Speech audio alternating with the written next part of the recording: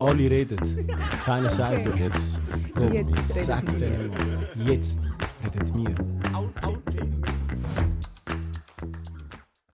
Englisch? Ja, also Englisch ist sicher besser als meins.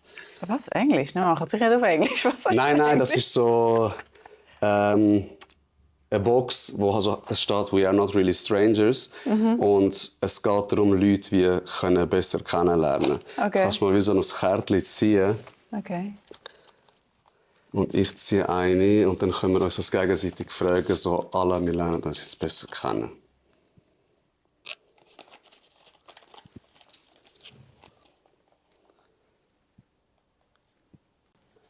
Okay. Also meine Frage an dich ist, what has been your earliest recollection of happiness? Schwierig. Also ich verstehe die Frage nicht einmal, ehrlich gesagt. Recollection? Wenn habe ich das erste Mal das Gefühl, ich sei glücklich gewesen. Erinnere ich mich quasi, wenn es erst mal war. Okay.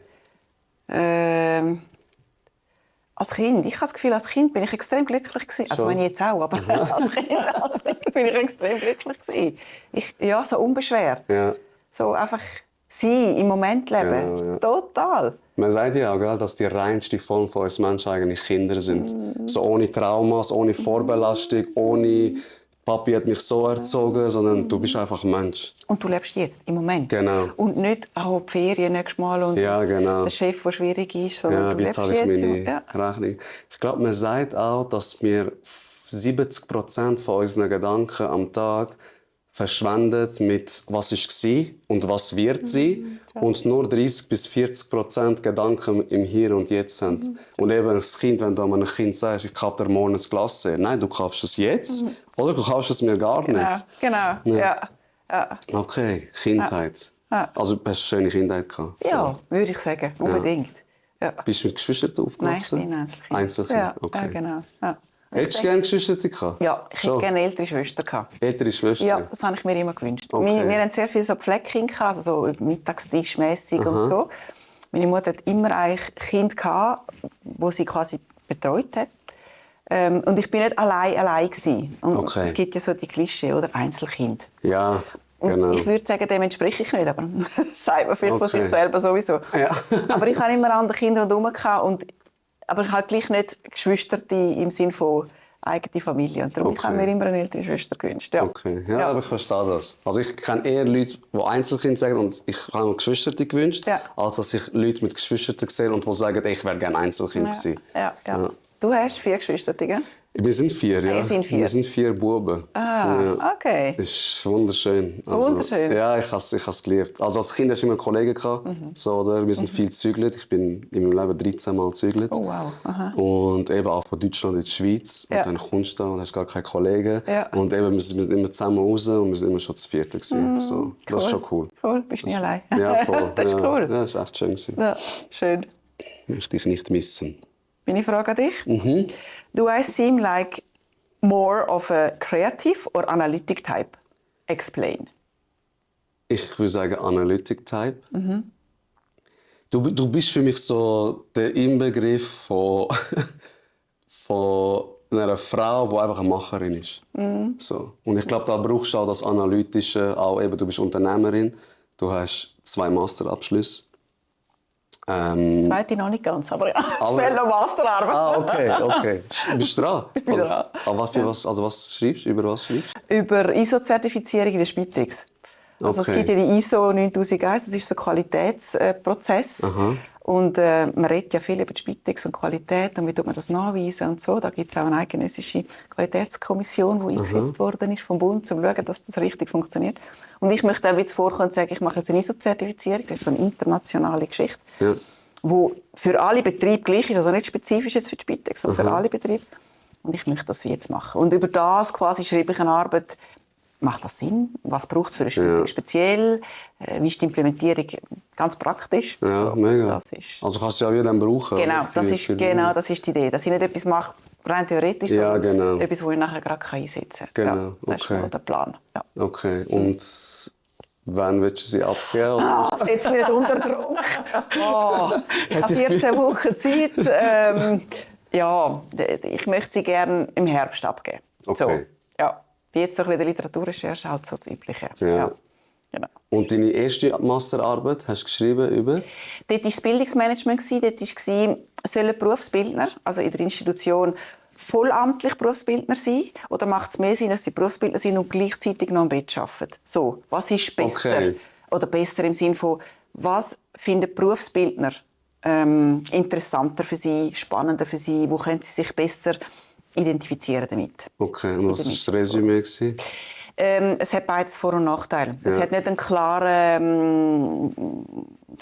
Resultat gegeben. Okay. Sondern die einen haben gefunden so, die anderen haben gefunden so. Okay. Weil ich bin beide, es gibt ja beide Systeme, und ich bin beide quasi interviewen und beide haben Vor- und Nachteile aufgezählt. Okay. Ja. Ich denke, in der Schweiz mit dem dualen Bildungssystem ist natürlich das mit «Ich bin Berufsbildner und arbeite am Bett» sinnvoller.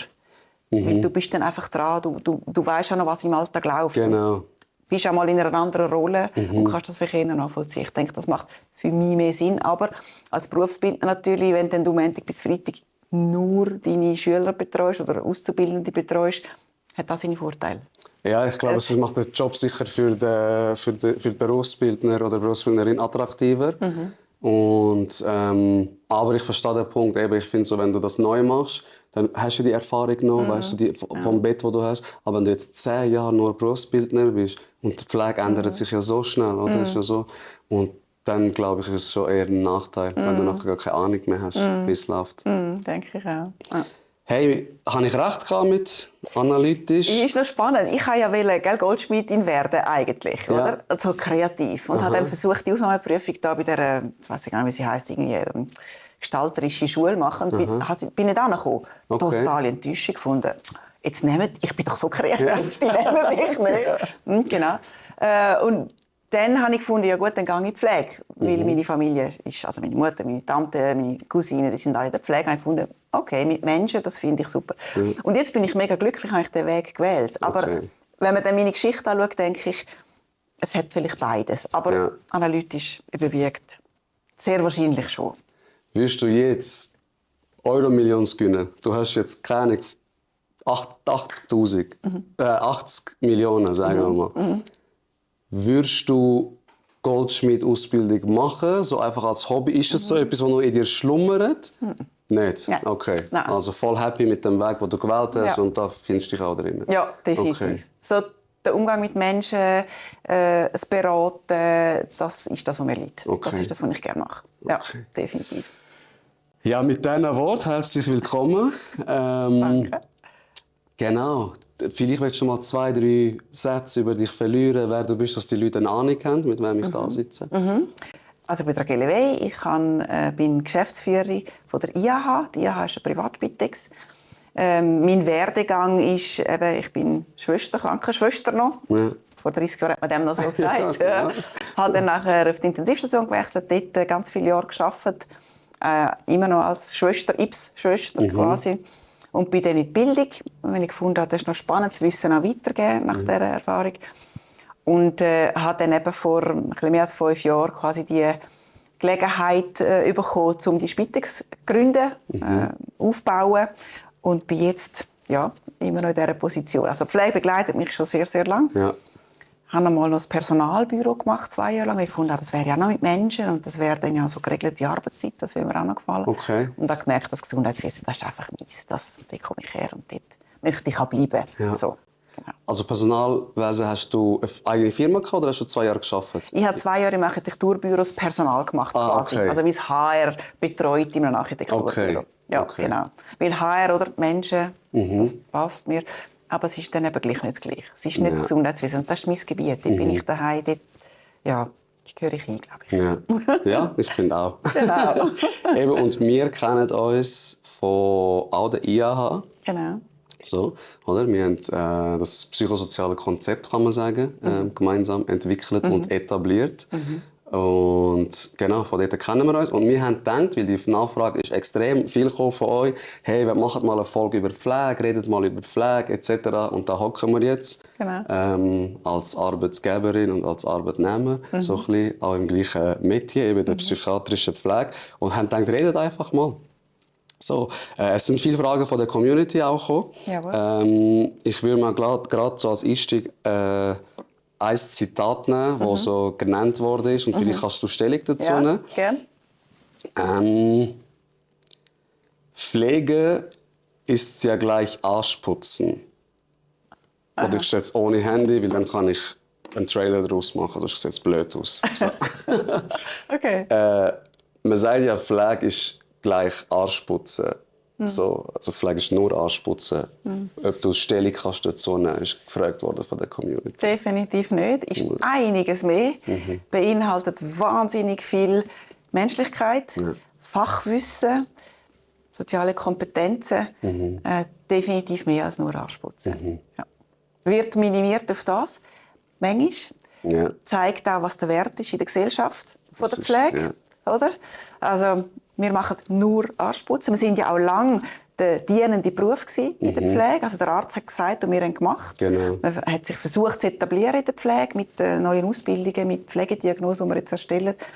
Ob das wirklich das ist, was uns hilft oder ob das wirklich unseren Beruf aufwertet, ist fraglich. Ja, oder Aber schwieriger macht es vielleicht.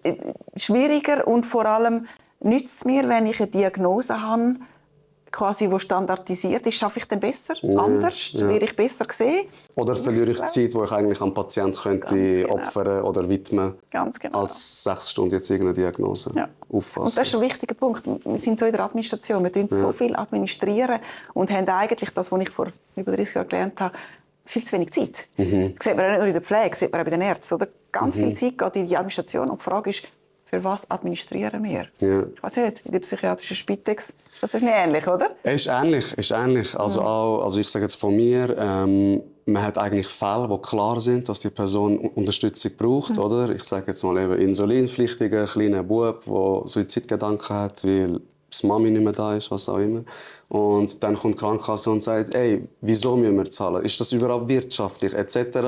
Und ich finde das wie ein bisschen schwierig, weil es ist ein kleiner Bub, seine ganze Zukunft steht davor. Und wenn wir jetzt nicht eingreifen, dann landet er vielleicht irgendwann in der Psychiatrie. Oder schlimmer, Suizid. Ich meine, ich habe so Fälle auch wie erlebt, oder, wo Hilfe zu spät gekommen ist. Und die Leute sind dann schon von uns gegangen. Und ich finde das wie ein bisschen schwierig. Dann, eben wie du sagst, dass wir unsere Hauptarbeit, die Pflege, wie auf der Seite lassen und eigentlich alles machen müssen, damit alles gut dokumentiert ist und Diagnose steht und so.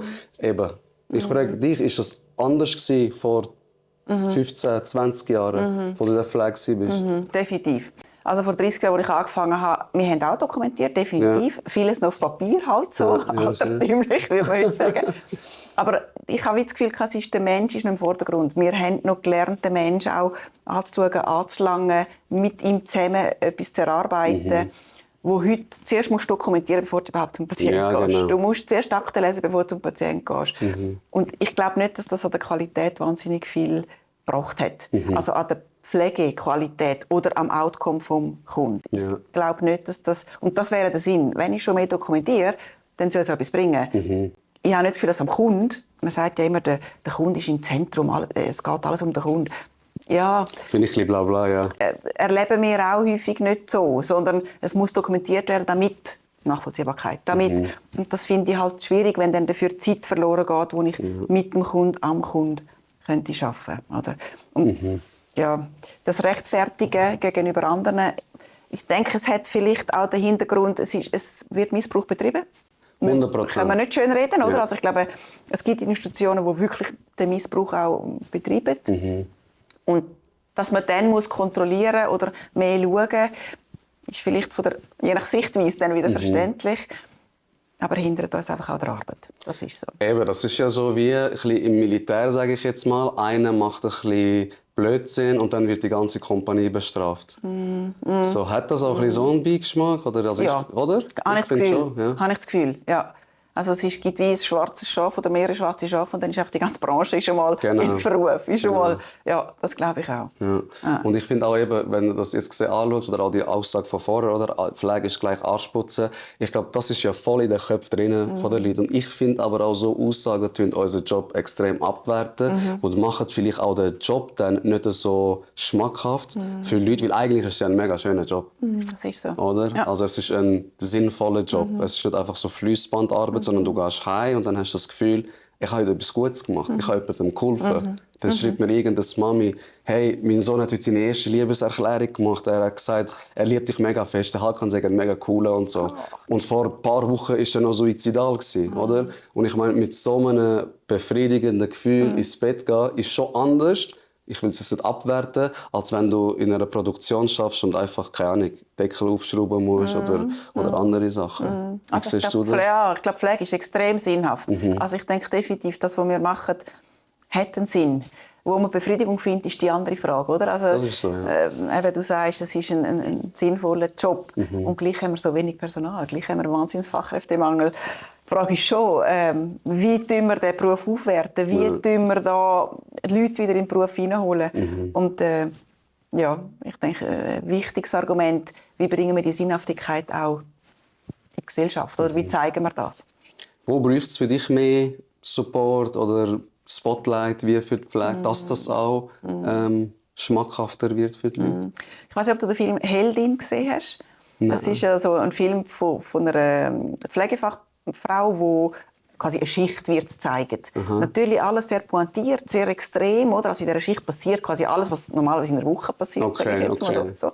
Aber es ist wirklich ein guter Film, der zeigt, wie schwer die Arbeit ist, wie die Umstände auch hinderlich sein können. Sie hat ein Telefon dabei, das immer wieder schellt. Das ist tatsächlich so. Du bist am Pflegen und dann schellt das Telefon. Eigentlich bist du beim Patienten und du musst aber gleichzeitig noch das Telefon abnehmen. Und der Film zeigt ziemlich klar, was Pflege heute ist. Und dann sind ganz viele Kritiker gekommen, die sagen, ja, aber das schreckt die Leute ab. Und wenn du so einen Film zeigst, dann kommen die Leute überhaupt nicht in die Pflege.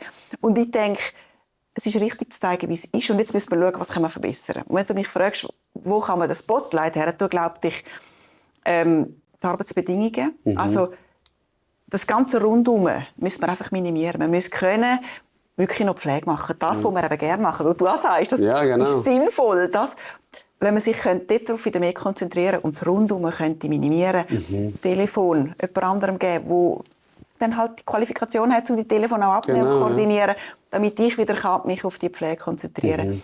Arbeitsbedingungen mit diesen Schichten, schwierig, oder? Also, ja, wenn du Mami bist und du musst Nachtwache machen und am Tag hast du Kind, das ist einfach schwierig, ja, das ist oder? Mega. Man kann es nicht wegdiskutieren, es ist 7-24-Job mit dem Patienten 365 Tage betreuen. Genau. Aber es muss andere Modelle geben. Man muss können, weiss nicht, vielleicht kürzere Schichten machen und dann durch 2 teilen. Man müsste, Lohn ist auch immer wieder ein Thema, wo ich glaube, wir verdienen gut in der Pflege. Es müsste einfach auch eine Anerkennung für das kommen, was wir machen. Das ist sicher auch ein grosses Thema. Und das ist die Frage, wie schaffe ich das in der Gesellschaft? Ich weiss nicht, ob du eine Idee hast. Ich finde es so ein bisschen, wo Corona ausgebrochen ist zum Beispiel, sind ja wir Pflegenden und Ärzte und alles Gesundheitssystem mega beansprucht worden. Und dort sind wir mega die Tollen gewesen. Und dann finde ich es ein bisschen lächerlich, wenn du dann auf den Balkon gehst und applaudierst. Also so, weißt du... Den haben wir noch nicht gegessen, gell? Ja, genau. Der Ja. Applaus hat mich nicht satt gemacht. Ich habe nicht mehr Schlaf gefunden jetzt wegen dem. Ja. Und ich finde so... Jetzt ist es wie so weg, Corona ist wie weg, oder? Man hat Pflegeinitiativen gestartet, bis die mal durchgesetzt wird, da kann man noch warten. Ja. Und ich finde das so wie ein bisschen traurig, aber ein bisschen auch verständlich, dass wenn etwas nicht mehr so sichtbar ist, dass die Leute dann wie wegschauen, oder? So, ihr habt eure Arbeit gemacht, schön, wir haben applaudiert und nach mir die Sinnflut so ein bisschen. Ja, was müssen wir machen, dass man es besser sieht? Ich würde wirklich den Lohn tun, weil ich finde so, es gibt Jobs, klar jetzt auch mit der KI und mit dem Ganzen, was sich verändert, es gibt Jobs, wo du ein bisschen entlasten kannst. Oder ich sage zum Beispiel im Coop, früher waren alle an der Kasse, jetzt gibt es etwa 10 Self-Checkouts. So. Pflege ist aber etwas, was du finde ich, nicht kannst abnehmen den Leuten. Und darum finde ich, so Jobs sollten mehr gefördert werden. Auch Jobs wie Handwerker und so. So also da, wo der Mensch nicht ersetzbar ist. Aber klar, das ist jetzt einfach gesagt und ich kenne die politische Situation nicht. Und viele Leute sagen, ja, du redest immer so. Es ist ja nicht so einfach. Ja klar, aber das ist etwas, wo jeder normale Schweizer Bürger sich Gedanken macht. Und ein paar Mal wissen wir mehr, ein paar Mal wissen wir weniger. Aber ja, zusammengefasst keine Ahnung. Also mehr Geld würde ich sicher sagen. Und was auch das riesenrote Tuch ist, finde ich, die Schichtarbeit, oder? Das ist so. Ja. Das ist eben, wie du sagst, das ist so dann Karriere oder Familie klein, für etwas, was sich gar nicht lohnt. Also es ist jetzt nicht, du wirst entweder ein Superstar und verdienst Millionen oder Mami, sondern du hast einen besseren Lohn als der Standard. Also ich sage mal jetzt so, keinen normalen, diplomierten Lohn, 7, etwa so um die 7'000 ist kein schlechtes Geld, klar. Aber was gibst du von deiner Gesundheit ab? Oder? Ja, ich glaube, also du hast vorhin Pflegeinitiativen erwähnt. Gell? Die Pflegeinitiative hat ja 2 Schwerpunkte, Ausbildung und die Arbeitsbedingungen. Und man hat extrem investiert in die Ausbildung. Ja. Oder? Also du musst jetzt als Institution ausbilden. Wenn du nicht ausbildest, kommst du eine Strafe über. Du musst quasi noch zahlen dafür. Wir als Spitex übrigens auch. Wir bilden nicht aus und darum müssen wir jetzt eine Strafe zahlen für das. Man hat durch das wie mehr Druck als Institution und muss auch mehr ausbilden. Aber wenn nachher die Leute, die ausgebildet sind, nach 5 Jahren wieder gehen, weil die Arbeitsbedingungen nicht stimmen, dann habe ich wahnsinnig viel investiert, als Betrieb und auch als Gesellschaft. Oder so. Und nachher sind sie weg. Für nichts eigentlich. Für nichts, ja, oder? Genau. Also darum glaube ich, die Herangehensweise wäre gescheiter gewesen, man macht zuerst die Arbeitsbedingungen. Also die Leute, die sind, schaut man, dass die bleiben. Und tut nachher die Leute auch in die Ausbildung hineinbringen. Genau. Also, man versucht jetzt mit diesen Arbeitsbedingungen, aber das kostet Geld und das Gesundheitswesen hat kein Geld. Oder? Also schwierig, ganz ein schwieriges Thema. Und eben, auch wir haben ja keine Lösung, wie man die Arbeitsbedingungen verbessern könnte. Oder besser gesagt, wie man könnte mehr Leute in der Pflege behalten. Das ist ja schon, auch wenn du 5 Leute fragst, 5 Leute haben verschiedene Meinungen, was denn für sie bessere Arbeitsbedingungen wären. Darum denke ich... Also ich habe eine kleine Lösung und das ändert vielleicht jetzt nicht das Problem im Spital, aber ich habe eine Lösung für euch, falls ihr in der Pflege arbeitet und denkt, ey, ich mache meinen Job gerne, aber so Schicht und am Bett. Geht in die Spitex arbeiten, das ist mein Tipp. Ich habe eine Einzelfirma, sie hat eine Firma, wo sie Spitex macht. Und ich finde, das nimmt wie so, du hast die Freude noch an der Tätigkeit, die du machst. Du hast die Freiheit, auszulesen, wenn gar nicht arbeiten.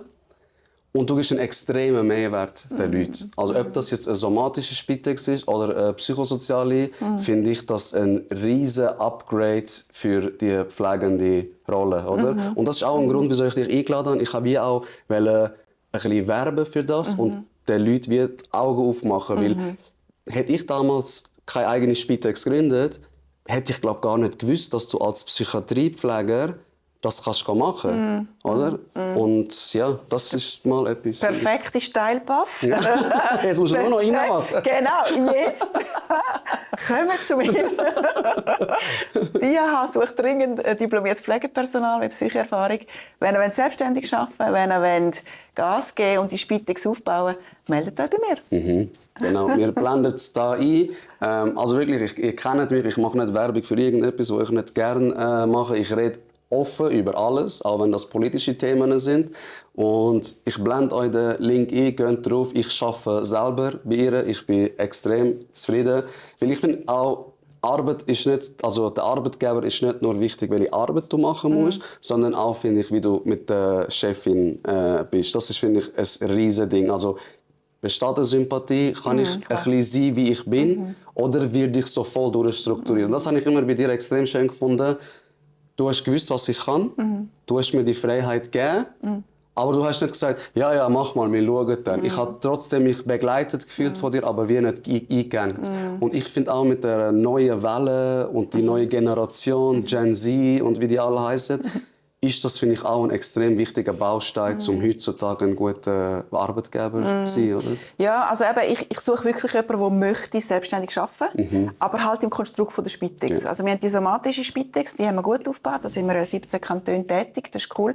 Und die psychosoziale Spitex machen wir jetzt in Zürich. Und dort suche ich wirklich diplomiertes Pflegepersonal, das will selbstständig denken, das will Ideen reinbringen, in eine bestehende Struktur. Und das sind die Vorteile, die du aufgezählt hast. Also man kann selbstständig arbeiten, man soll selbstständig arbeiten, aber man kann ganz viele Ideen mitbringen. Man kann Struktur aufbauen, man kann wirklich sich selber auch ein bisschen verwirklichen und den Job so machen, wie man ihn gerne macht. Und das macht auch wieder Freude. Das ist sicher ein wichtiger Punkt. Extrem. Also ich weiss es zum Beispiel von meinem kleinen Bruder, der jüngste von uns. Er ist auch, eben, du kennst ihn ja, ich muss nicht erzählen. Er ist Psychopfleger und er hat auch immer gesagt, in der Psychiatrie dann habe ich so frühe Schicht und Nachtschicht und er macht extrem viel Sport, also eben Fitness. Und jetzt schafft er in der Spitex halt und dann sagt er, hey, jeden Morgen mache ich keinen Termin. Dort ist für mich, ich gehe ins Gym, das ist meine Morgenroutine. Und ab der 10, 11 mache ich wie meinen ersten Termin. Und ich meine, wo hast du die Freiheit, sonst in der Pflege, wo eigentlich so bam, bam, bam durchstrukturiert ist, dir so etwas wie rauszunehmen? Oder? Das ist sicher so. Du kannst in der Spitex sehr... Also gerade jetzt in unserem Rahmen, es kommt vielleicht darauf an, wie der Spitex du schaffst. Eben, nicht jeder ist so. Ich habe Erfahrung, nicht jeder ist wie bei dir, das kann ich sagen. Ja. Eben, ich denke, es gibt natürlich auch Spitexen, die extrem strukturiert sind, die ihre Dauerpläne haben, wo du dann nicht viel mit entscheiden kannst. Und das ist wirklich jetzt, gerade auch in dieser Beziehung, schon eine Eigenheit, sage ich jetzt mal vor, uns sagen, wir wollen etwas aufbauen, wir wollen mit den Leuten etwas aufbauen, mit den Arbeitnehmern quasi etwas aufbauen, dass die selber gestalten können, selber mitschaffen können, damit die Freude wieder da ist und die auch noch lange im Job bleiben, wo wir ja eben brauchen, die Leute. Genau, wenn du das so jemanden nimmst, der nach 2, 3 Jahren ausbrennt, du hast ihn voll ausgepresst und dann der kommt sicher nicht mehr in die Pflege. Genau. Und der wird auch nicht erzählen. Ja. Gehen in die Pflege. Und ich finde, das ist auch extrem wichtig, so Mund-zu-Mund-Propaganda erzählen. Und eben, wenn du deine Mitarbeiter ausdrückst und auf den Felgen fahren lässt, dann wirst du das nicht haben. Ich weiss gar nicht, in der Psychiatrie oder der psychiatrischen Spitex, also in der Somatik ist so ein bisschen, wenn man so eine Rangliste machen würde vom Ansehen, vom Beruf, würde man sagen, okay, also Spital und dann kommt das Altersheim ist irgendwo zuunterst und das Spitex ist vielleicht so in der Mitte. Weißt du, jetzt rein vom Ansehen. Ist das in der Psychiatrie auch so? Hey, ich würde sagen, Psychiatrie ist auch mega hoch angesehen, im Sinne auch von, klar, es ist ein interessantes Gebiet, oder? Ich meine, wo ich in der Psychiatrie geschafft habe, alle sind gekommen, erzähl mal Stories, was ist passiert, was ist passiert. Psychisch Spitex würde ich auch dort rein tun, weil du hilfst eigentlich Leuten wie in ihrem Alltag. Ich würde schon auch sagen, so psychisch Spital sind auf einer Stufe. Vielleicht ist das Spital ein bisschen höher, wegen so Notfall und Unfall. Das gibt es bei euch auch, oder? Ja. Also so Psychose, ich weiß nicht, das gibt es ja bei euch auch, oder? Es gibt extrem viel, ja. Eben die Beispiele, die die alle fragen. Ja, die Beispiele. Es gibt Leute, die in eine Psychose hineingehen, oder? Mutter sind, Kinder zu Hause haben und dann nichts mehr essen, oder? Weil sie denken, das ist vergiftet. Und irgendwann nimmt es so Ausmaß aus, dass die sich verbarrikadieren. Komische Sachen dann für sie wie Realität ist. Ich weiss nicht, du darfst auf diesem Stuhl nicht sitzen, weil da ist ein Infrarotstrahl und der dort reinläuft, wird nachher gerade umgebracht. So, oder? Und wenn du so Psychosen hast und Kinder zu Hause hast, finde ich das extrem, extrem schwierig. Ja. Und da finde ich auch nochmal eben den Appell an draussen. Man kann sich so viel Hilfe eigentlich holen, wo man gar nicht wissen, oder? Und der Sinn von diesem Podcast ist ja auch, das haben wir ja gesagt, dass wir die Leute sensibilisieren. Genau. So, hey, wir bieten es an, so, holt euch die Hilfe, oder? Also jetzt als Mitarbeiter, holt ihr die Arbeitsbedingungen, wo dir gefallen. Und auch als Patient holt ihr die Hilfe, weil es ist Krankenkasse anerkannt. Und eben, es wird dir geholfen. Du musst ab und zu wartet man ja so lange, das kennst du sicher auch. Genau. Ich schaffe das allein. Ja. Und dann irgendwann ist es zu spät, oder? Ja. Hast du da vielleicht so Beispiele? Ja, von der Somatik halt. Gell? In der Psychiatrie haben wir noch nicht so viele Beispiele. Darum erzähle ich gerne von der Somatik. Leute, die, also gerade so Demenz ist ein gutes Thema, oder? Also der Ehepartner pflegt die demente Frau zum Beispiel. Und es geht, nein, ich lasse mir nicht helfen, weil ich kann das schon allein und es funktioniert ja und so. Bis dann quasi der eine Ehepartner dekompensiert, nicht mehr mag, Burnout, das Wort, das man ja heute häufig braucht. Ja. Und dann das ganze System einfach zusammenkracht, oder? Weil die demente Frau nicht allein sein kann, der Mann kann sie nicht pflegen, aber er hat keine Hilfe annehmen, weil vielleicht Scham, vielleicht sich nicht eingestehen, ich kann das nicht mehr alleine oder ich brauche jetzt Hilfe. Kosten, ein grosser Punkt. Ja, muss ich das selber zahlen? Kann ich das überhaupt zahlen, wenn mir jemand kommt, helfen? Das erleben wir häufig. Das erleben wir schon häufig. Dass wie so die Eintrittsschwelle zum Hilfe holen relativ hoch ist. Oder die Leute eben spät kommen. Und, was auch noch wichtig ist, die Informationen. Woher komme ich Infos über, dass ich mir helfen kann? Genau. Also, wir haben ein super Gesundheitssystem in der Schweiz grundsätzlich. Extrem, ja. Aber es ist extrem fragmentiert, oder? Also Kantönli, jeder hat so seine eigenen Bestimmungen. Und dann jeder Anbieter ist sehr isoliert für sich tätig, oder? Also wenn ich als Laie in Google irgendwie eingebe, ich brauche Pflege, 4000 Resultate oder mehr. Genau. Wie soll ich als Laie wissen, welche Institution gut ist, wer kann mir jetzt helfen? Ich fange mal bei den ersten paar an, das sind dann die zahlten Ads, oder? Ja, genau. Bin ich sicher, dass die besser sind, als die auf Seite 2 sind? Nächstes Problem, ja. Und ich glaube, die Information ist ganz wichtig und der Podcast ist genial, weil dann kann man wirklich einmal sagen, hey, Leute mal an, frag doch einfach mal, Ja, genau. was bietest du an? Du merkst dann am Telefon, ob die Person dir sympathisch ist und vielleicht machst du irgendein Teams oder wie auch immer, dann ist es noch weniger verfänglich, wenn du nicht gerade den anderen triffst, sondern über die virtuelle Medien dich triffst. Einfach mal so einen Eindruck bekommen. Genau. Und zum sich beraten lassen. Weil es gibt so viele gute Unterstützungsmöglichkeiten in der Schweiz, die man aber nicht kennt. Genau, wo man keinen Anspruch dann nimmt. Und Scham ist ein Riesending. Also ich habe dir erzählt, von der Psychiatrie ist es halt noch mehr. Glaube ich. Weil eben, wenn man seinen Arm bricht, dann geht man zum Arzt. Und dann, wenn du mir anrufst, was machst du? Ich habe nichts, ich habe meinen Arm gebrochen, bin im Spital. Geht leichter über die Lippen, als wenn ich dir sage, hey Raquel, ich habe Depression, ich bin jetzt in der Psychiatrie. Oder? Aber es ist ja nicht schlimm oder nicht verwerflich, weil so wie der Körper kaputt gehen kann ja auch die Psyche kaputt gehen. Und ich frage mich, wie können wir das Verständnis in der Gesellschaft, wie es ist ein riesiger Schritt passiert, finde ich. Jetzt auch mit der ganzen, sagt das LGBTQ, auf jeden Fall so Randgruppen haben mehr Gehör bekommen, was ich gut finde. Aber wie können wir das noch zugänglicher machen, dass man sich nicht dafür schämen muss? Du erlebst immer noch so eine Stigmatisierung in dem Fall? Extrem. Schon, Extrem. Ja. Okay. Extrem. Gell, in der Pflege, jetzt in der ambulanten Pflege, jetzt gerade bei den älteren Leuten, ist es schon auch ein bisschen Scham vorweg, gell? Eben, man sagt, ich habe den Arm gebrochen beim Spital, aber du redest nicht mit dem Kollegen und sagst, ich habe heute Nacht meiner Mutter auf dem WC helfen und es hat mich ziemlich gruselt. Ja. Da redest du auch nicht drüber. Genau, ja. Also es ist nicht das Gleiche, aber auch da hat es eine Scham. Oder? Ja, ich sage auch immer, ein Aspirin, du sagst dem Kollegen, ich habe gestern zu viel getrunken, darum habe ich ein Aspirin genommen.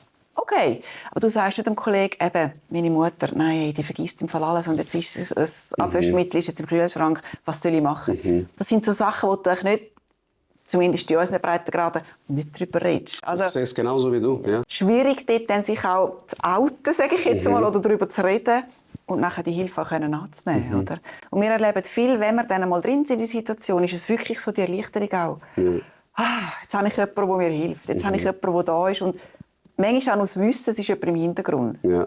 Nicht einmal, dass sie uns anrufen und sagen, Hilfe, der Vers ist jetzt rot, was soll ich machen? Sondern das Wissen, ich könnte anrufen. Genau. Oder? Das nimmt schon viel Wind aus der Segel. Das ist jetzt, wie ich sage jetzt mal, eine Patientin von mir, die soziale Phobie hat.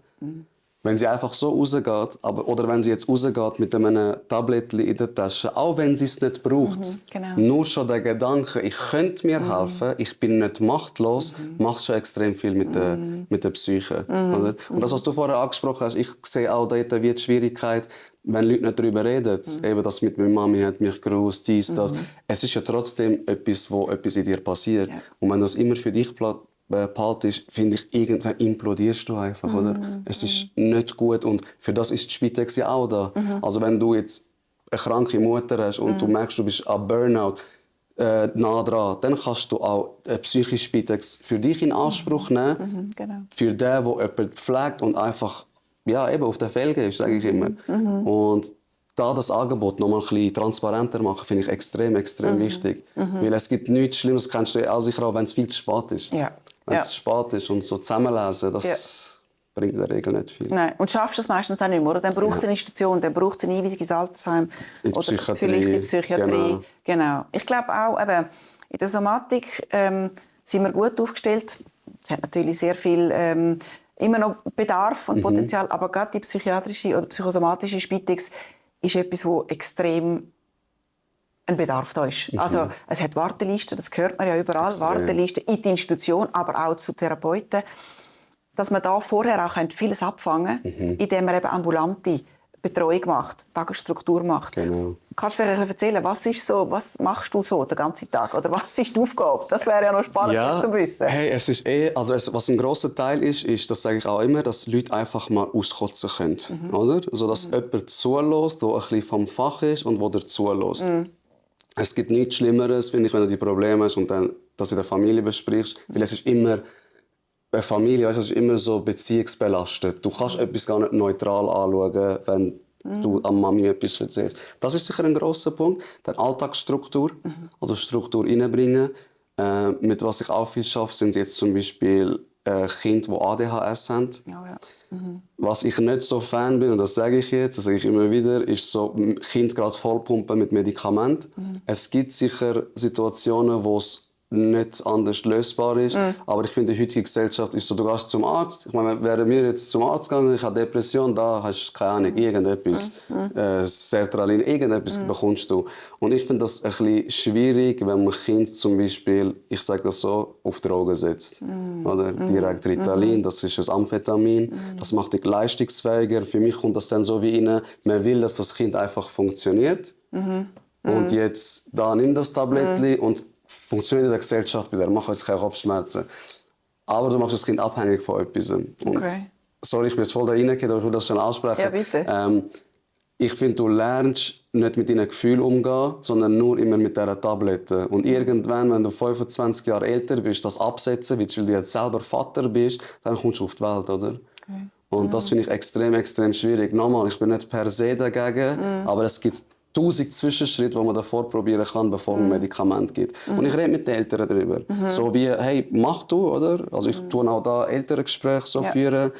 Aufzugehen-Hilfe mache ich auch viel, weil Eltern einfach emotional involviert sind, ganz schwierig. Ja, ich weiss es. Ja. Oder auch an ihren Grenzen sind, oder auch nicht mehr können. Alles arbeiten und eben viel, ich betreue viele alleinerziehende Eltern, also Mütter oder Väter. Und bin einfach so auf einer Kollegenbasis der Psychologe, der mit dir über deine Probleme redet und schaut, dass du dir Sachen aneignest, damit du selber im Leben eigentlich funktionierst. So, dich befähigen zur Selbstbefähigung. Cool. Das finde ich extrem wichtig, oder? Dass jeder Mensch seine Emotionen selber kann kontrollieren, steuern. Und das mache ich mit verschiedenen Sachen. Und was ich auch mache, ich tue jedem Kind Handyzeit rein. Handyzeit? Ja. Okay. Ja, ich rede mit den Eltern und sage, schau, es gibt Studien, TikTok macht deine Aufmerksamkeit kaputt. Ich habe es selber gelöscht. Ich meine, ich mache Werbung für meinen Podcast, aber TikTok habe ich gelöscht, weil ich finde, das Gift für unsere Jugend. Dann verzichte ich auf die Werbung dort. Okay. Und ja, die finden es am Anfang nicht gern, aber die Eltern sagen nachher immer, ey, krass, ich habe einen riesen Unterschied gemerkt. Mein Kind hat wieder angefangen mit den Fantasiespielen. Ich habe gesehen, wie es irgendwie, eben, du weißt ja als Kind, wie wir waren. Ja. Ich bin jetzt, keine Ahnung, Diddlemaus, ja, eine Fee. Und dann spielst du. Und heutzutage holst du das Dopamin beim Nattel ab, oder? Ja. Und ich finde, was so mein USB ist so den Zeitgeist treffen. Du kannst cool sein und trotzdem studieren. So. Und was ich auch viel mache, ist halt, dass ich habe lange im Gefängnis gearbeitet, das weißt du, haben wir auch schon intensiv geredet, dass Leute, das Kind auch nicht in Kriminalität oder in Drogen verfallen. Das ist mir extrem wichtig. Und wenn ich nur ein Kind retten kann, dann habe ich meinen Job gemacht. Hey, wenn du das sinnvoll erachtest und von dieser Hilfe gerne möchtest profitieren, gerne unterstützt werden oder auch möchtest, dass dein Kind unterstützt wird, weil es gerade ein bisschen Probleme hat oder es Schwierigkeiten gibt, dann melde dich sehr gerne unter www.jetztredetmir.ch und ich unterstütze dich gerne, weil ich glaube fest daran, dass niemand auf dieser Welt allein kämpfen muss. Schön, ja. Sie haben ja in verschiedenen Ländern jetzt so TikTok-Verbot, also Australien. Australien ist das erste, jetzt kommt Frankreich. Frankreich, genau. Super. Gespannt, ob das durchsetzbar ist. Das wäre ja dann schon auch noch zu schauen, kann man das überhaupt, wenn die Giganten, die IT-Firmen das überhaupt, oder? Das ist ja dann schon noch spannend zu sehen. Hey, die wollen das ja nicht. Ich habe jetzt nur gesehen, vielleicht hast du gesehen, ein Fall in Amerika hat irgendeine Frau oder ein Mädchen, ich weiß nicht mehr, Instagram angeklagt oder Social Media, irgendeine Plattform, weil das süchtig macht und sie nicht gewarnt worden ist. Okay. Und sie ist durchgekommen. Ist durchgekommen? Ja. Was hat sie Geld bekommen? Millionen bekommen. Okay. Ja. Ist gut, es gibt Gegenwind. Ich finde das nicht schlecht. Also, ja.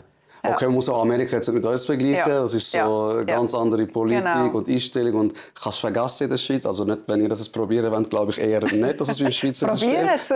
Aber ihr könnt es probieren. Genau. Wenn ihr scheitert und depressiv seid, wir sind da. Können wir das sagen? Genau. Nein, ein kleiner Spaß. Also ich wäre eigentlich dafür, dass man bei Social Media sich nur anmelden darf, wenn man mit der ID sich anmelden darf. Erstens mal ist das Altersding drin. Und das Zweite, was auch noch drin hast, finde ich, es wird so viel Hass geschürt in den sozialen Medien. Ja, richtig. Aktuell ist auch die Welle, jeder will mit seinem Kommentar irgendetwas bewirken. Und ich habe eine Kollegin, die bekannt ist.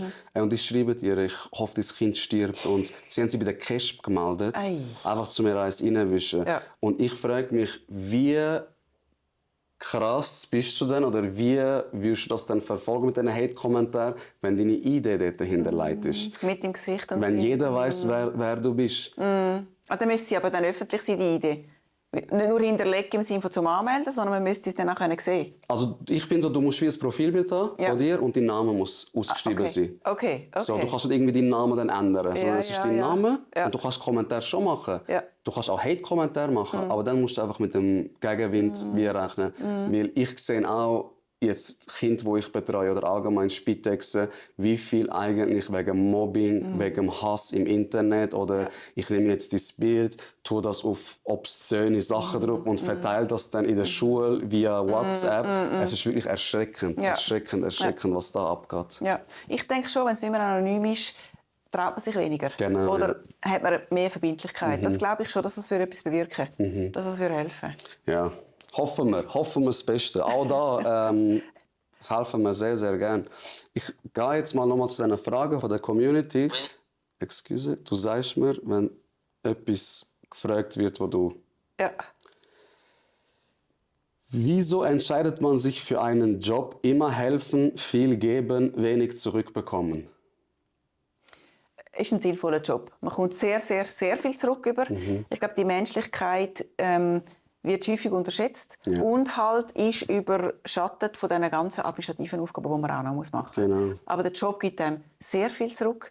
Natürlich ist es ein helfender Job, aber es ist sehr ein schöner Job. Grundsätzlich finde ich immer noch, ich würde heute noch wieder den Job lernen. Okay. Wie hast du? Hey, ich sage genau das Gleiche. Also eben, man kann sich ja, das haben wir vorher angesprochen, mit Schichtschaffen, das kann man entgegenwirken, in der Spitex arbeiten, was Zukunft sein wird. Ja. Auch kostentechnisch etc. Ja. Aber du bekommst extrem viel zurück. Also auch wenn ich dir immer erzähle, was die Eltern mir schreiben, oder? Und eben die erste Liebeserklärung, hey, er hat früher nie irgendwo ohne mich hingehen, jetzt freut er sich, du bist sein Highlight. Und das gibt er, ich meine, das ist schön. Jeder Mensch hat gerne Bestätigung. Ja. Und ja, wenn die Kinder oder allgemein, ich betreue auch Erwachsene, die da rausgehen mit einem fruchtbaren Gedanken, sozusagen, es macht mich auch glücklich. Es macht mich auch glücklich. Es ist sinnvoll, oder? Ja, es ist extrem sinnvoll. Ja, genau, finde ich auch. Ja. Darum, abgelehnt, die Aussage. Was fehlt techmässig? Ist so ein bisschen die Frage für euch vielleicht zum Verstehen. Eben im Hintergrund, das haben wir vorher beredet, Abrechnungssystem etc. Gibt es da etwas, wo du sagst, ey, das fehlt eigentlich in der Pflege, wir brauchen da etwas? Also ich glaube, im Zeitalter der KI und von der Robotik, überhaupt von der Digitalisierung, sind wir im Gesundheitswesen extrem hinein. Also, oder man sieht es, EPD, 100%. Grosses Thema. Ich gehe zum Hausarzt, das Spital weiss nicht, was der Hausarzt gemacht hat, weil nicht die gleichen Systeme. So, ich habe in einem Spital mal geschafft, da hat es ein System für den Operationssaal und ein anderes System für die Intensivstation. Wie sinnvoll ist das? Null Sinn, ja. Genau. Und ich glaube, da können wir noch ganz viel aufholen und ganz viel verbessern. Jetzt ganz allgemein geredet. Also ich glaube, Roboter können ganz viel so standardisierte Tätigkeiten übernehmen. Zum Beispiel Medien richten. Ja. Ein Roboter ist nicht abgelenkt, der hat kein Telefon, der macht, was man ihm sagt, Punkt. Oder? Fehlerquelle ist sicher auch geringer. Genau, genau. Und Arbeit, die ich nicht wirklich machen muss als Pflege. Ja, das ist so Fließbandarbeit. Ja, genau. Digitalisierung auch. Ich glaube, wir haben, also jetzt gerade in der Spitex gibt es verschiedene Systeme, wo man erfassen kann, Zeit erfassen, den Verlauf erfassen, wo die Pflegeplanung drauf ist und so weiter, die gut sind. Aber auch da, heute mit KI, also mit diesen Möglichkeiten, dass ich zum Beispiel reinreden, nachher schreibt es mir gerade an den richtigen Ort an. Da sind wir noch in den Kinderschuhen. Ich glaube, da könnte man auch definitiv noch einiges erleichtern, dass die administrative Zeit einfach reduziert wird und ich wieder mehr Pflege machen kann. Darum, ich habe jetzt nicht das Hilfsmittel, das ich sage, braucht es dringend, sondern im Allgemeinen. Digitalisieren, viel mehr automatisieren, was möglich ist, dass man wieder den menschlichen Job oder eben das Zwischenmenschliche wieder mehr machen kann und dort den Schwerpunkt legen. Denkst du, es wird kommen? Ich wünschte mir es. Ja. Ich hoffe es wirklich. Ich wünsche mir auch wirklich. Ob das kommt, ich meine, vor 30 Jahren bin ich an der IFAS gewesen, das war ja dort mal schon die Messe gewesen. Und da hat es so die ersten Computersysteme gegeben, wo digital, also gerade quasi der Blutdruck, der gemessen wurde, ist gerade übernommen hat, das System. Okay. Da habe ich gefunden, wow, super, ich bin am Anfang von dieser Zeit und das ist cool. Ja. Bis vor 25 Jahren hat es noch ganz viele Intensivstationen gegeben, die keine automatische Übernahme von den Daten, die ich wirklich auf Papier geschrieben habe. 120 auf 80, auf 50 Puls. Also, ich wünschte mir, es ginge viel schneller. Ich glaube, das Potenzial ist da. Ich glaube, die Entwicklung ist auch schneller geworden. Also auf jeden Fall. Jetzt müsste es einfach in ein Gesundheitssystem kommen. Und da haben wir halt wieder das Thema Kosten. Ja. Oder? Ich meine, jedes IT-System, man hört es in den Medien, kostet Millionen. Und wenn jedes System oder jede Institution wieder ein eigenes Programm anschafft, haben wir wieder die Vernetzung nicht. Da kommt die Schnittstellenthematik.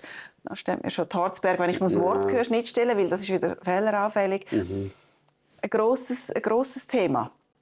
Aber ein wichtiges. Und ich glaube, da müssten wir dringend Fortschritt machen. Hey, mega. Ich sehe es auch. Also wirklich ein Land, das eigentlich der Schweiz hinten drin ist, Türkei. Aber in der Türkei ist es so, du bist angemeldet mit deiner Nummer und alles ist auf dieser Nummer drauf. Okay. Also wirklich alles. Wenn du beim Dermatolog bist und nachher irgendwie keine Ahnung, zum Homöopath gehst, der sieht auf deiner Nummer all deine Diagnosen, was auch immer. Und eben, also jetzt no front an die Türkei, aber wenn das die Türkei schafft, dann schafft das auch die Schweiz. Sollte. Ja. Also einfacher. Viel einfacher. Definitiv. Ja. Und die Vernetzung halt, oder? Aber gell, da ist der Datenschutz. Der Datenschutz steht uns häufig auch im Weg. Also, oder, man will nicht und Achtung und Hilfe, aber jeder postet seine Geschichte auf Insta, auf so, also, oder? Ja, das ist ja paradox. Ja, Diskussion von Datenschutz, die halt sehr hinderlich ist, oder? Und die Leute Angst haben, man könnte ja noch. Und ich glaube, wir müssen dringendst vorwärts machen und mehr vernetzt, digital uns vernetzen. Das Pflege mehr befreien von Fließbandarbeit und mehr Zeit in die Pflege investieren. Perfekt zusammengefasst. Genau, das ist es. Ja. Wir haben die Lösung, du sagst. Die konkrete Umsetzung ist vielleicht dann noch ein bisschen ausgebaut, genau, aber die Ideen wären da. Möglichkeiten für Leute, die Probleme haben, Leute, die das mit der Spitex aber nicht kennen. Ich glaube, da haben wir eigentlich schon viel gesagt, so, oder? Das ist eben, die Lösung gibt es nicht. Wir können einfach überall aufmerksam drauf machen. Ja. Unbedingt sich versuchen, Informationen zu holen. Ja. Also, es gibt ja so die öffentlichen Anlaufstellen, Pro Senectute jetzt zum Beispiel fürs Alter, Pro Juventute für die Jungen. Ja, sich die Scham wie überwinden. Ich glaube, das ist der Keyword. Also versuchen, sich zu informieren, wo komme ich Hilfe über und dann Hilfe zulassen. Ja. Weil das System ist gut, das wir haben in der Schweiz. Man muss einfach noch das transparenter machen oder Informationen streuen. Ja. Informationen sichtbar machen. Und auch wichtig, was ich auch sagen will, da alle, nur weil etwas, wenn du es eingibst, als erstes kommt, heisst das nicht, dass es das Beste ist. Also die meisten Firmen, die zuoberst sind, sind die Firmen, die am meisten Geld haben. Und die am meisten Geld haben, wollen am meisten Geld machen.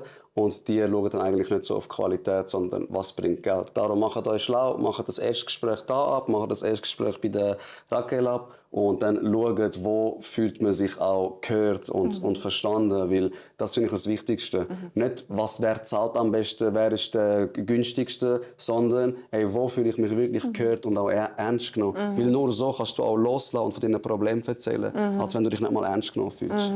Das ist sehr, sehr wichtig. Ich arbeite schon so lange in der Pflege und das kann ich wirklich jedem mitgeben. Finde ich einen ganz guten Hinweis. Ja. Und nicht der Preis entscheidet. Das ist tatsächlich so. Ja. Es ist ein Preiskampf entstanden, gerade, oder? Pflegende Angehörige ist ein grosses Thema, auch politisch ein grosses Thema. Ambulant vor stationär, Bundesrat seine Strategie, die aber finanziell schwierig umsetzbar ist. So. Und da ist ein Preiskampf entstanden, oder? Wie viel verdiene ich als pflegender Angehöriger? Ja. Und schau gut, schau an, will ich wirklich einfach mehr verdienen oder am meisten verdienen, dafür habe ich keinen Support, keine Unterstützung, keine Bildung. Oder will ich lieber in eine Institution, wo es passt, wo ich wirklich anrufen kann und es nimmt jemand ab, der mich auch kompetent beraten kann oder wo ich, wie wir haben, alle 2 Wochen Aus- und Weiterbildung kann geniessen quasi und mich dann auch sicherer fühle in meiner Arbeit. Genau. Ich glaube, es ist wichtig, dass man herausfindet, was passt für mich am besten. Genau, das da muss man wirklich Zeit investieren und herausfinden, was es braucht. Oder?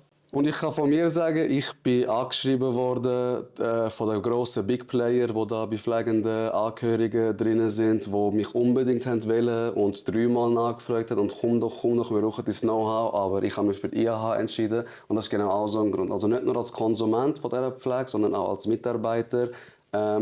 Lohn ist nicht alles, sage ich. Also, die zahlen auch nicht mal extrem gut, aber Lohn ist nicht alles. Die Menschlichkeit, Mitspracherecht, Förderung, das sind Sachen, die dich glücklicher machen. Danke vielmals, das ist total schönes Wort. Ja, das ist schön, danke. Das ist keine bezahlte Werbung, by the way. Disclaimer, genau. Dann, was läuft im Hintergrund falsch? Welche Probleme gibt es? Ich glaube, da sind wir eigentlich sehr gut darauf eingegangen, sondern eben nicht die Pflege ist im Vordergrund einmal, sondern viel oft das Administrative. Pflege bedeutet Arschputzen haben wir auch. Was braucht es mehr, damit Leute den Beruf für die Pflege oder in der Pflege wählen? / stirbt Pflege aus? Fragezeichen. Nein, Pflege stirbt definitiv nicht aus. Also, ich glaube, wir haben den krisensichersten Job überhaupt. 100%. Weil alte, kranke, hilfebedürftige Leute wird es immer geben. Ja. Wir werden immer älter, die Demografie zeigt es.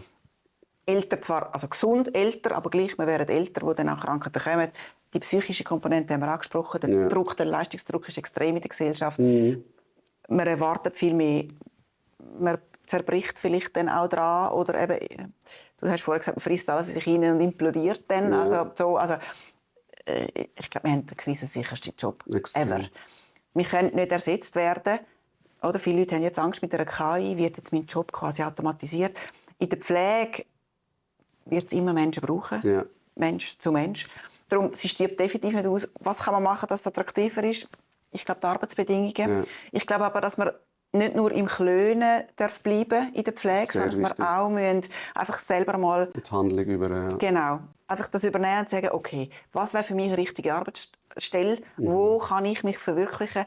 Wo kann ich eben zum Beispiel, gibt es Stellen, wo ich keine Schichten habe? Ja, das gibt es. In der Spite gibt es, bei uns gibt es. Ja, genau, 100%. Also auch schauen, wo gehöre ich denn hin oder wo kann ich einen Job machen, der mich auch glücklich macht. Ich glaube, das ist wichtig.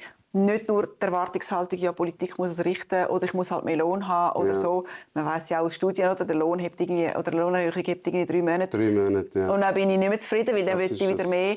Ja. Also vielleicht auch bei sich selber anfangen und schauen, ey, was will ich, was ist mir wichtig und wo kann ich glücklich werden.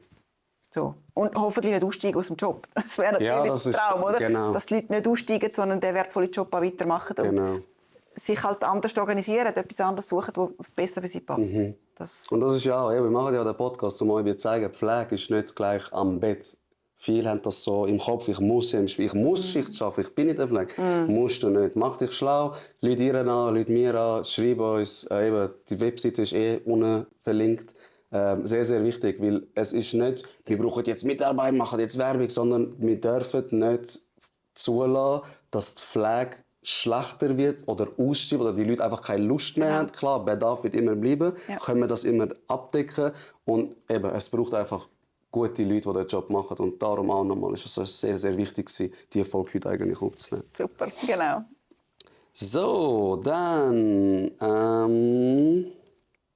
ist die letzte Frage noch, gibt es die Möglichkeit von der Psyche-Spitex in einer Psychose begleitet zu werden? Ich frage direkt an dich. Frage gerade an mich. Hey, ich sage, kann man. Ich sage aber, was ein bisschen schwierig ist, wenn Leute in einer akuten Psychose sind, Sachen verkennen, dann würde ich davon abraten. Weil du lässt einfach extrem viel Spielraum für falsche Wahrnehmungen. Und nicht, dass nachher die Person, die in der Psychose ist, das Gefühl hat, dass du ihn angreifen möchtest und sich dann wehrt, obwohl dort nichts ist und unnötig Leute verletzt werden. Ich finde immer schwierig, so psychotische Leute, ich bin jetzt jemand, wenn jemand in eine Psychose reingeht und nicht mehr aus dem zu befreien ist, dann rufe ich den Psychiater an, dann rufe ich die Polizei an für ein FU. Da geht es nicht darum, es ist mir zu anstrengend, ich schicke die Leute weg, sondern hey, ich muss für den Patient denken, klar, würde ich ihn behalten, würde ich mehr Geld verdienen, ich könnte egoistisch sein, aber das ist ja nicht unser Job. Unser Job ist, den Leuten Lebensqualität zurückzugeben. Und darum, ich sage mal so, in 8 von 10 Fällen würde ich jetzt sagen, nein. Nein. Wenn ich den Transfer machen ja, zur Somatik, gell? Wir haben ja auch häufig so die Anfrage, ja, kann ich denn meinen Vater daheim pflegen, bis er stirbt? So. Oder kann ich denn jemanden, der schwerst dement ist, wirklich daheim pflegen? Braucht es eine Institution? Und ich glaube, so wie du das sagst, es ist erstmal sehr situationsabhängig. Extrem, ja. Wie ist das Umfeld? Wie ist es eingebettet im Ganzen? Und ich glaube, da braucht es halt Expertise von uns als Fachpersonen. Extrem. Können wir die Situation auch so verantworten? Du sagst das richtig, oder?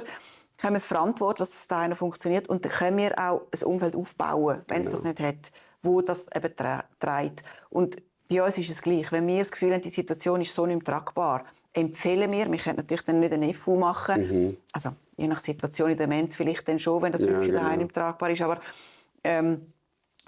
empfehlen wir dann natürlich auch, jetzt müssen wir Hilfe holen, jetzt müssen wir Hilfe ausholen. Und da ist ja auch das Netzwerk extrem wichtig. Und das finde ich also schön in unserer Zusammenarbeit.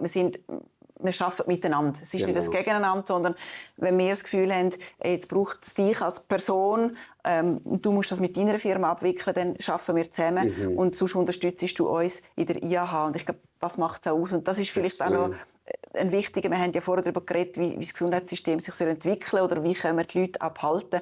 Ich glaube, wir müssen mehr zusammenarbeiten. Hand in Hand, ja. Genau. Und jede Institution nicht für sich denkend, sondern wirklich miteinander, damit wir wieder den Kunden ins Zentrum bringen können. Ich glaube, das ist so die somatische Sichtweise von dieser Frage von vorher. Sehr schön. Ja. Sehr, sehr schön. Hey, willst du noch irgendetwas sagen? Willst du noch liegt dir noch etwas auf dem Herzen, wo du gerne rausschiessen möchtest in dir? Ja, also danke vielmals für den Podcast, für das Interview oder für das Gespräch. Vielleicht der Aufruf wirklich an die Community.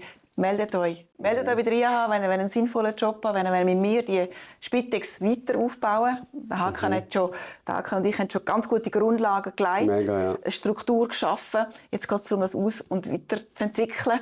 Und da suche ich dich. Wenn du das möchtest, melde dich bei der IAH. Wie immer lernen wir voneinander, lachen wir miteinander. Ich will noch ganz kurz Zitat anlesen. Ich empfehle das Buch jedem, der tägliche Stoiker. Und vielleicht hörst du das jetzt und es macht irgendetwas mit dir. Es ist ganz kurz.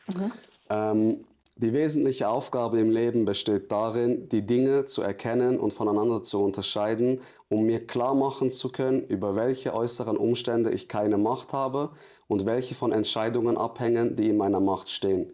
Wo finde ich denn das Gute oder Böse? Nicht in den Dingen, die nicht in meiner Macht stehen, sondern in mir selbst, in den Entscheidungen, die ich treffe. Schönen Abschluss. In diesem Sinne, meldet euch bei der IAH. Einen schönen Tag. Danke fürs Zuhören. Danke und vielmals. make the flag great again. Danke, bist du da gewesen. Danke vielmals.